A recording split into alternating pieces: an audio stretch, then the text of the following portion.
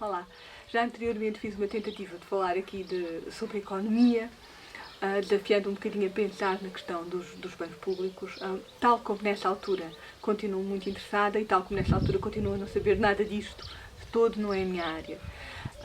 Aquilo que há aqui é um esforço de alguém que tem curiosidade e que anda a ler livros introdutórios, em parte porque não é capaz de ler mais e em parte também porque pretende ter uma visão global de alguns conceitos-chave e que se pergunta sobre coisas, achando que a economia neste momento é muito importante e se atreve a fazer perguntas perfeitamente totós, para as quais possivelmente existem respostas, existem até teorias completas, existem nomes sonantes que eu não conheço e devia conhecer e vocês conhecem.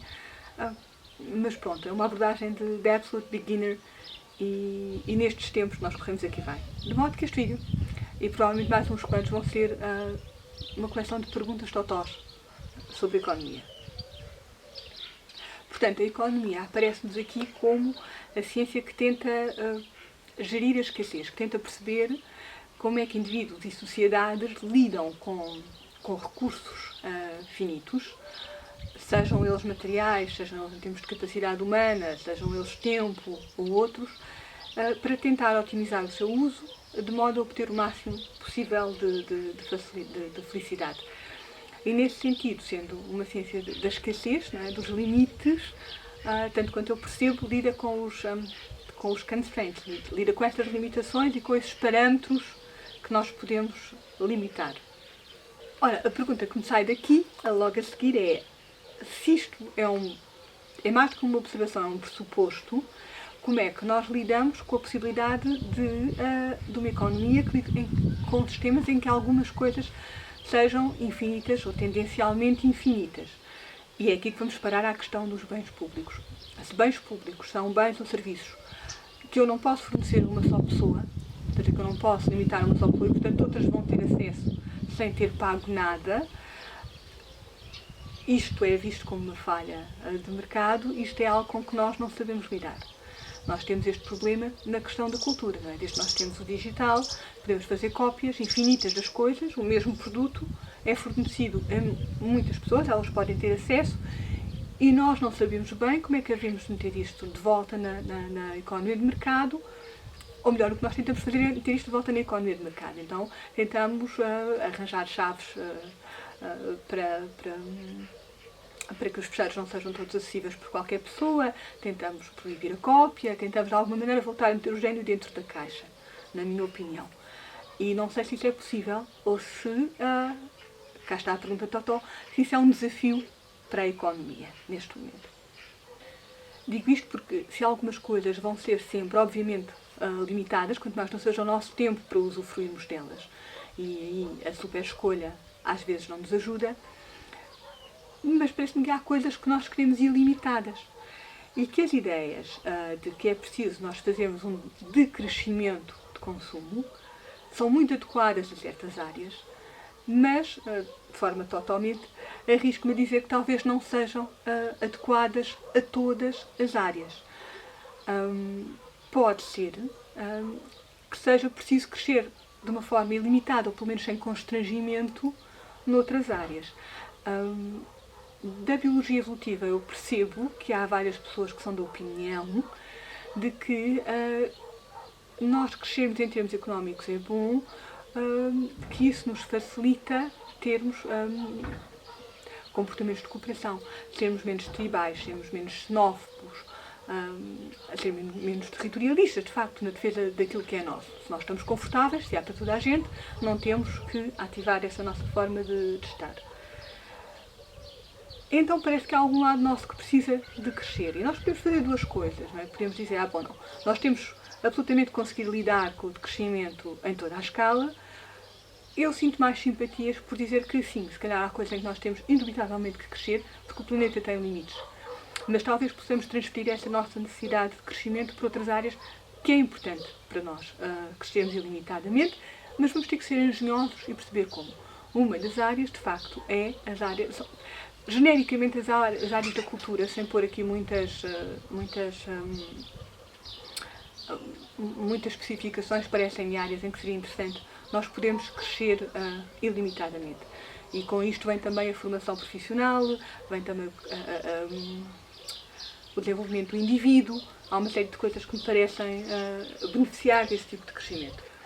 Se nós temos, portanto, bens que podem crescer e ser tornados acessíveis de uma forma ilimitada a toda a gente, nós temos um problema, não é? Como é que pagamos às pessoas?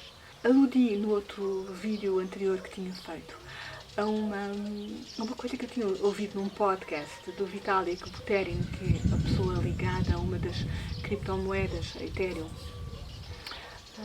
daquelas assim mais fortes e mais famosas, em que me pareceu ouvir qualquer coisa do estilo. Nós estamos a tentar desenvolver uma forma de que projetos que avancem as ideias ou os interesses, maximizem a utilidade para vários grupos, pessoas, etc., possam ser equacionados de forma a que o seu valor é considerado exponencial, em vez de simplesmente dividido por todos. Ou seja, se nós tivéssemos, reparem, uma obra qualquer, imagina, agora estou a fazer aqui uma interpretação um bocado selvagem, o que eu percebi é, em vez do valor ser dividido por todos e ser basicamente zero, se não sei quantas pessoas querem a mesma coisa e a coisa pode ser distribuída, então vamos pensar de outra maneira. Será que podemos criar aqui uma cláusula, um constraint, uma regra, em que, pelo contrário, isto seja considerado aqui um nó, que coopera com vários interesses, e seja exponenciado pelo número de coisas que faz avançar, pelo valor que acrescenta a muito mais coisas. Parece-me uma ideia muito interessante, que eu acho que a gente devia deixar na prateleira. Será que isto se pode aplicar também aos bens públicos? É a pergunta totó. Ou alguma coisa do género. Por outro lado, quando nós mexemos na questão dos bens públicos, e também quando mexemos em questões ambientais e outras, em que os direitos de autor ou os direitos de propriedade muitas vezes não estão muito bem definidos, pensamos muitas vezes que temos que mexer no sistema de incentivos para eles poderem ser valorizados. Ou seja, vamos fazer com que as pessoas não sejam recompensadas, basicamente, por destruir o ambiente. Vamos mudar as regras do jogo para que elas não tenham esse benefício.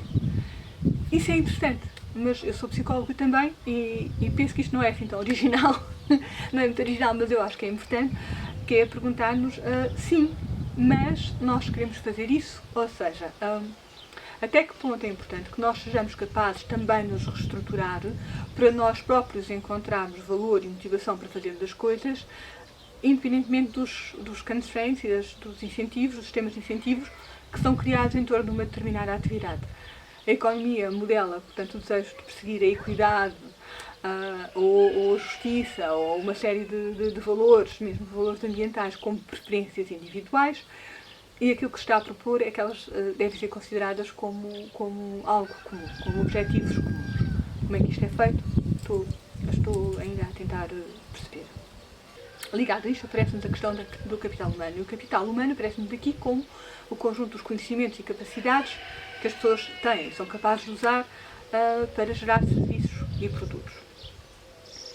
Nós diríamos talvez educação, mas aqui a educação mais ou menos, não é? Treino, talvez seja educação, talvez mais ou menos. Qual é o limite disto? Não é muito claro para mim. E aqui, como tudo, há um capital humano ótimo, ou seja, há um grau de treino, de capacidade, etc., que compensa o investimento, e há um outro que já não compensa o investimento. E isto a mim, claro, dá-me que pensar. Não seria este também uma das áreas em que nos queremos poder desenvolver infinitamente? Ou seja, em que podemos querer ter um capital humano, se nós quisermos falar dele, que não seja só adequado ao mercado. Não é ele um valor à parte disso mesmo, é um valor em si. E como é que podemos viabilizar isto? A questão dos bens públicos tem sido, de algum modo, gerida através do Estado. Ir buscar taxas, ir buscar contribuições a outras áreas económicas para poder financiar estas coisas. E nestas coisas estamos a falar de muitas, não é? Estamos a falar de educação, estamos a falar de arte, estamos a falar de serviços públicos, de serviços estruturais, não é? Até do que existe, não é? Em termos de fornecer e manter uma estrutura legal em que a sociedade pode funcionar. Independentemente das custas legais, mas há uma estrutura que é fornecida. Aqui há uma quantidade de outros de outras perguntas totós que me surgem quando nós falamos de outra coisa e de hipóteses sumamente loucas. Por exemplo, às tantas falamos no PIB. E o PIB é aqui definido como a quantidade total de bens e de serviços que um país, ou uma zona, não sei, que uma zona económica que um país produz numa determinada unidade de tempo. Por exemplo, num ano. Pronto, até aqui estamos mais ou menos bem. Não contabilizamos o voluntariado, não contabilizamos a cooperação, não contabilizamos uma série de coisas que podem, pelos vistos, ou talvez, indo buscar ao vídeo anterior e à hipótese daquilo que me pareceu ler no podcast do Vitalik Buterin, não contabilizamos coisas que podem fornecer valor, qualidade, utilidade exponencial, mas que muitas vezes entram nestas categorias, assim, um bocadinho, se calhar, fora do mercado. E eu lembrei-me de uma metáfora, não é? da química. Alguém estava um dia destes a estudar uns compostos com antioxidantes e dizia, mas porquê que será que é importante que isto seja usado como composto? Então nós temos o produto A, nós temos o produto B, então a quantidade total de oxidantes e antioxidantes, que era aquilo que se queria, deve ser a soma de A mais B. Porquê é que nós os usamos desta maneira, assim?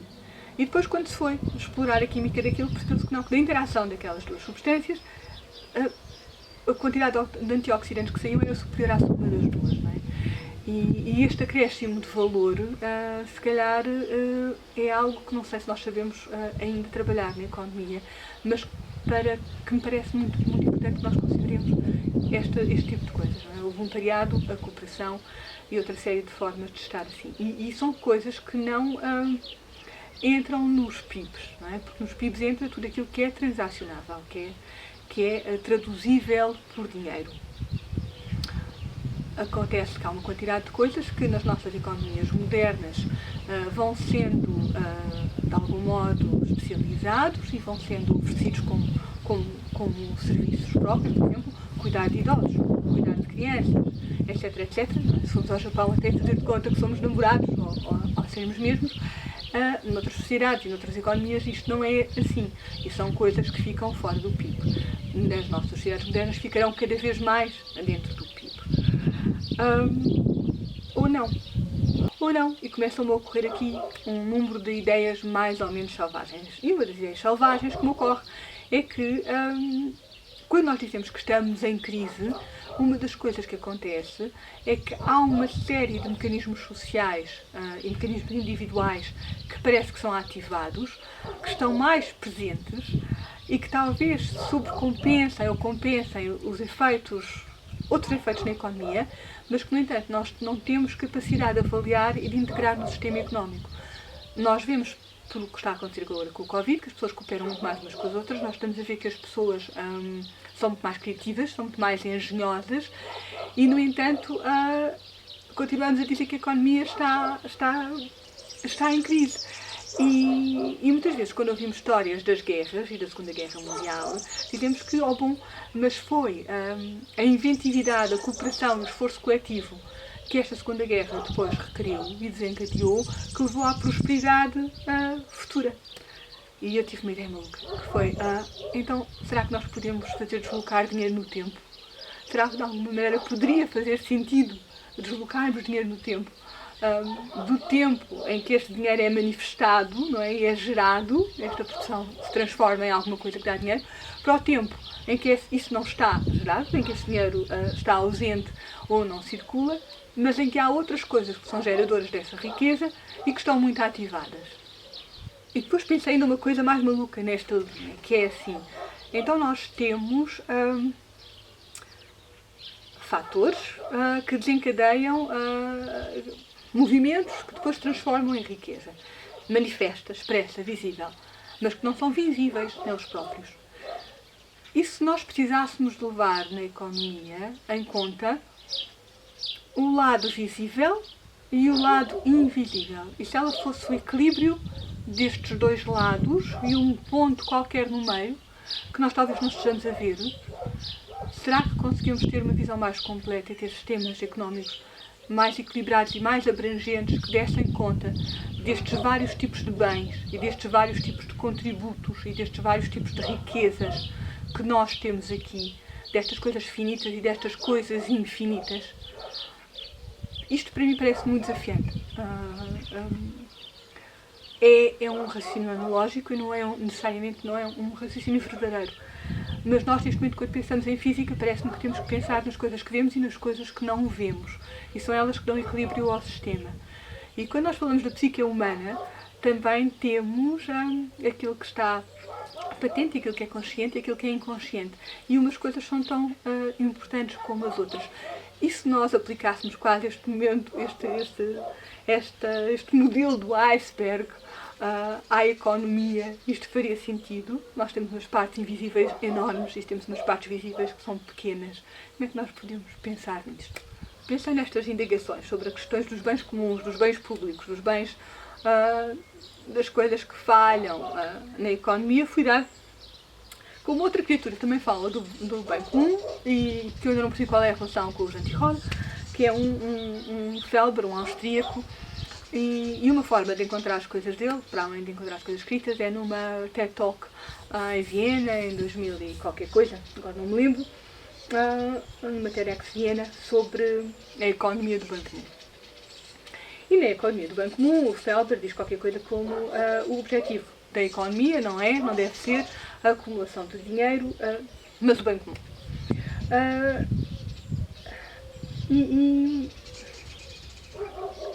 E eu fico a achar que se calhar preciso ler mais sobre isto, porque na realidade isto parece tão bem quando eu leio isto. E o que eu vou dizer é certamente muito impopular, mas isto não me caiu nada bem quando eu comecei a ler mais. E não me caiu nada bem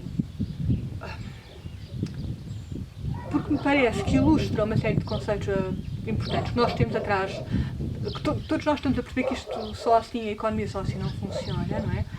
Nós estamos todos a perceber que há uma série de coisas que são muito importantes e que estão a surgir por entre as malhas dos sistemas que construímos e que estão a deteriorar. Nós olhamos o ambiente, olhamos a desigualdade social, olhamos uma quantidade de coisas e pensamos que esta economia não é para gente, não é só este país que não é para velhos, esta economia não é para gente. Não é para gente, não é para o ambiente, não é para o planeta, não é para coisa nenhuma. Precisamos ter em conta o bem comum. Ok. Precisamos ter em conta o bem comum. Mas quando eu ouço o Felber dizer que o objetivo da economia não é a acumulação de dinheiro, ou não deve ser, mas é o bem comum, bom, isso é tudo verdade, mas eu pergunto-me se o objetivo da economia alguma vez foi a acumulação de dinheiro. Porque aquilo que acontece é que nós temos sorte a usar, porque o dinheiro é um token, é uma moeda, uma coisa de troca, um bem de troca, muito flexível. Nós temos uma coisa que é o dinheiro, que nos permite aceder a praticamente tudo e que pode ser gerado a partir de quase tudo. Portanto, as pessoas querem dinheiro, não penso que queiram o dinheiro porque querem o dinheiro, mas querem aquilo que isso lhes permite ter acesso, que é quase tudo. E pode ser obtido de quase todas as formas. E o facto do dinheiro poder ser obtido de quase todas as formas, se calhar em si é que é perverso, porque as pessoas ficam, de facto, a querer fazer aquilo que precisam para obter este token universal. Ou seja, se calhar está na regra do jogo, não está nas pessoas. Agora volto um bocadinho atrás. Se calhar está no constraint, ou está na falta dele, e não está não está no sistema em si, nem está nas pessoas em si. Nós, se calhar, tivemos a usar com o token. Conseguimos facilitar tanto o comércio que quase parece que o dinheiro é um bem em si. E o dinheiro é um incentivo, mas é um incentivo tão forte porque é um incentivo muito transitivo. Não é? A gente pode trocá-lo por qualquer coisa, portanto é um incentivo fortíssimo. O Felber, tanto quanto eu percebo, vai mexer nos incentivos e diz as empresas, os trabalhos, que consigam gerar serviços, produtos, etc., mais alinhados com estes valores do bem comum, devem ter recompensas. E que recompensas é que ele fala? Ele fala de baixas de impostos, facilitações de créditos, etc. O que me faz é soar uma quantidade de alarmes, que é assim, então, mas afinal isso não são incentivos. Ele está-me a dizer que eles são diferentes de incentivos financeiros. Não, isso são incentivos financeiros. Não é? São incentivos financeiros, parecem-me a mim. Só que não chegam na forma do dinheiro ele próprio, mas no acesso a créditos, mas no pagar menos impostos, de pagar e contribuir para outras coisas. Pronto, alguns um bocadinho ao lado, de ser socialmente mais bem visto, mas que depois também prioriza no acesso a qualquer coisa. Ou seja, quase um sistema de pontos, de bem social, não é? Que é aqui posto a funcionar. E que eu percebo, e nós percebemos onde é que vai o dinheiro, mas que neste momento se parece para mim muito com os pontos de bom cidadão que nós andamos a ver em alguns sistemas totalitários, que é o que está alinhado com a nossa Constituição ou com os nossos valores funciona bem, o resto é desprivilegiado.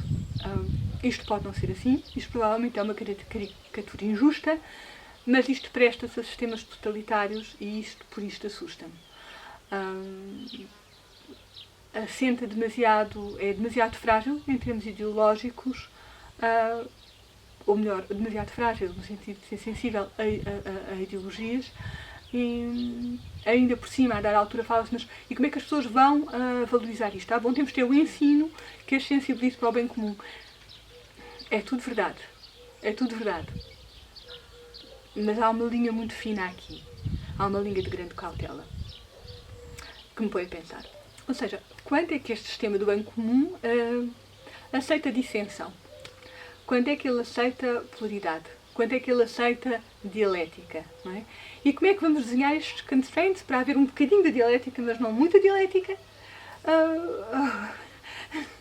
Acho que isto é, assim, um assunto muito, muito, muito delicado. E então pus-me a pensar nisto, desculpem lá, estava a olhar para as notas que tenho falar, pus-me a pensar nisto e pus-me a brincar com o conceito, que era este conceito, bom, o dinheiro, de facto, o dinheiro é um token muito poderoso, porque é um token muito transitivo. Então, e se nós, em vez de mexermos nos incentivos, mexêssemos no token? Em vez de termos uma moeda que pode comprar tudo, limitássemos aquilo que esta moeda pode comprar. Já tinha andado a pensar nisto um bocado. Isto não funciona ainda muito bem, mas é uma ideia que me parece que pode ter alguma possibilidade, que é assim, então e se nós não tivéssemos uma moeda igual para os bens finitos e para os bens infinitos? Ou seja, se nós tivéssemos uma moeda que pode crescer e outra que pode só funcionar.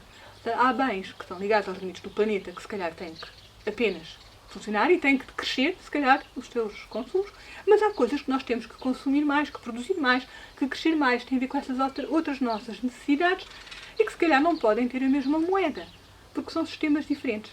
E será sempre perverso quando isso acontecer. É claro que depois eles são trocáveis, mas são trocáveis de que maneira? Ok, talvez. É uma questão talvez também de design e também de constraints, mas leva-me a pensar. E aí se calhar podemos ter uma moeda em que o valor das coisas exponencialmente e cooperativamente fosse considerado.